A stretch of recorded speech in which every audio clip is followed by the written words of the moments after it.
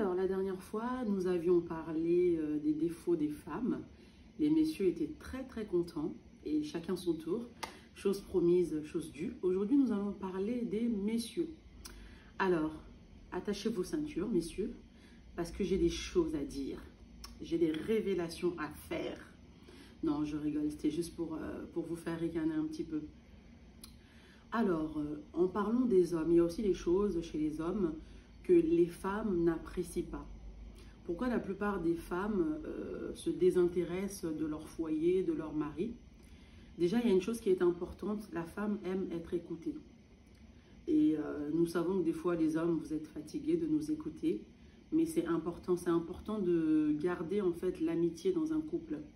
C'est important d'être à l'écoute pour votre fiancé, pour votre épouse, de l'écouter. Parce que la femme, lorsqu'elle sent qu'elle n'est pas écoutée, elle a tendance en fait à se diriger là où elle trouvera de l'écoute. Donc c'est important, même si vous avez des activités chargées, un emploi du temps chargé, c'est important de trouver du temps pour écouter ce que madame a à dire. Même si elle ne se plaint pas, mais l'écouter simplement. Parce que c'est vrai que les femmes, généralement, on aime bien parler, on aime bien papoter, on aime bien discuter de tout et de rien.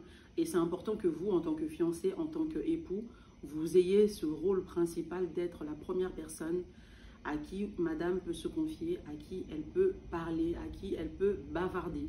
Même si c'est des trucs de filles, faites un effort, c'est pas la mort. Les trucs de filles, c'est quoi? Vous le savez, je ne vais pas les citer ici, mais voilà, prenez le temps d'écouter madame, prenez le temps de la comprendre, de comprendre son langage. L'écoute, c'est très très important, et l'amitié dans un couple, c'est super important. Si vous pouvez être amis tout au long de votre vie, tout au long de votre relation, ça sera toujours un plus. Parce que si vous êtes simplement un couple, vous allez aussi beaucoup vous ennuyer. Donc l'amitié, ça a une part très très importante. Et beaucoup de femmes, en fait, comme je le disais tout à l'heure, se détachent un peu de leur conjoint parce qu'au fur et à mesure des années, ou peut-être parce qu'il y a beaucoup de responsabilités au sein du foyer, la femme ne retrouve plus cette amitié-là. Et si par malheur, elle croise quelqu'un dans son entourage qui remplace ce rôle d'amitié, petit à petit, elle va se détacher. Et qui sait, peut-être que ça sera même le futur conjoint de cette femme quand elle vous aura quitté. Alors, ce qu'il faut savoir aussi, beaucoup d'hommes disent « je suis le chef, c'est moi le chef, il faut me respecter ». C'est bien d'être le chef, c'est bien d'être le boss du foyer, mais lorsqu'on est chef, il faut avoir un véritable rôle de chef. Par exemple, nous, les employés, à 17 h, nous partons, nous quittons nos bureaux, nous quittons nos postes de travail. Mais généralement, les chefs, ils sont là jusqu'à 18 h, jusqu'à 19 h. Le chef, c'est le leader, c'est celui qui porte le leadership du foyer. C'est celui qui donne la vision. Parce que la parole de Dieu nous dit que la femme est une aide. Et généralement, l'aide travaille moins que le chef, puisqu'elle est là pour aider. Donc toi, homme qui dis que tu es chef et que tu veux être respecté en tant que chef, il faut que tu sois réellement chef. Chef en proposition, chef en leadership. C'est pas simplement je suis le chef, j'ai des gros muscles, j'ai une voix grave, j'ai la barbe, c'est moi le chef. Ça ne sert à rien. Sois aussi chef en portefeuille. C'est vrai qu'on dit que les femmes aiment l'argent, mais ce n'est pas forcément que les femmes aiment l'argent. Mais les femmes comprennent qu'on a besoin d'argent pour faire tourner le foyer. Donc, sois aussi chef en proposition. Sois chef, sois leader dans tout le sens du terme. Pourquoi aussi beaucoup de femmes se désintéressent de leur mari?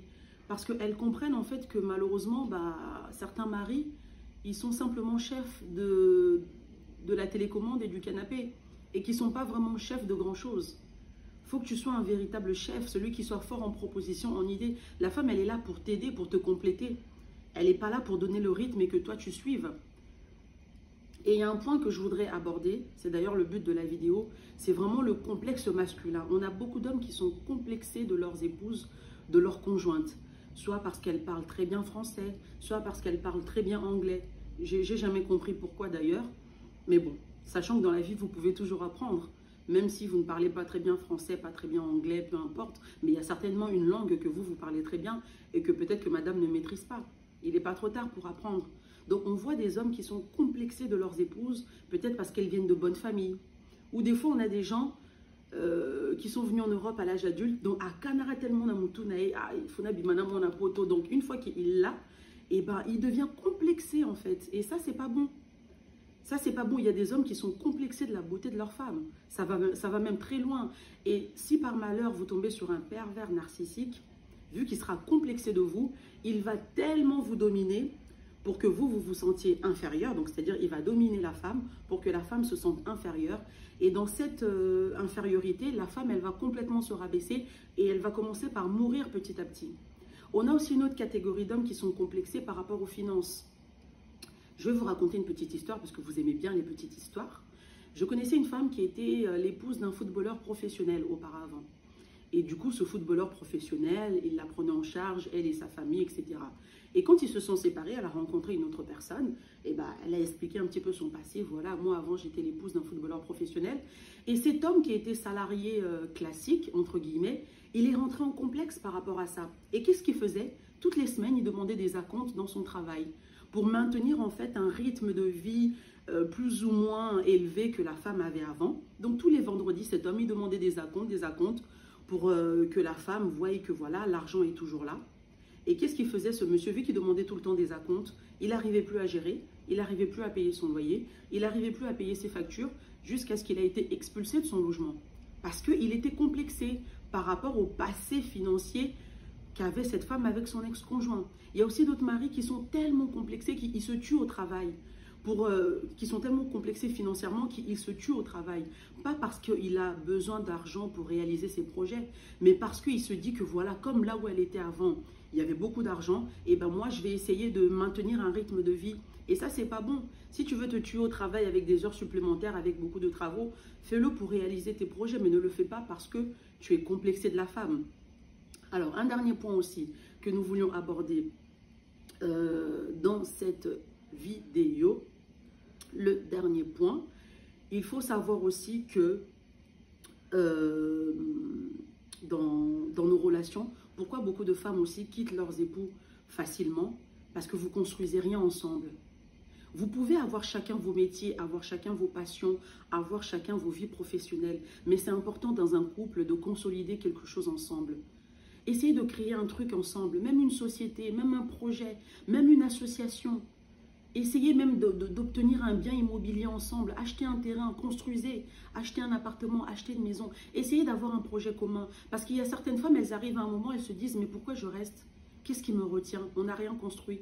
Chacun a son compte, chacun a son propre bien, chacun a son propre travail. Vous n'avez absolument rien bâti ensemble.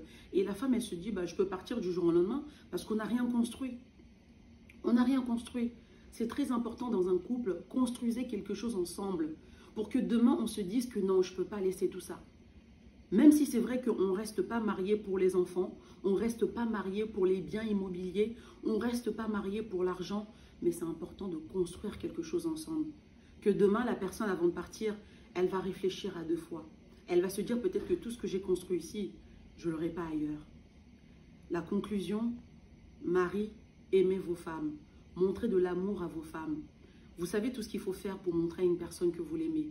Mais ne soyez jamais complexé. Et ça, moi, c'est une femme qui vous le dit. Si vous êtes trop complexé de votre épouse, si c'est une femme gentille, elle aura pitié de vous. Et la pitié dans un couple, ce n'est pas le but. Et si c'est une femme qui est un peu manipulatrice, elle vous manipulera. Voilà, à très bientôt. Salut!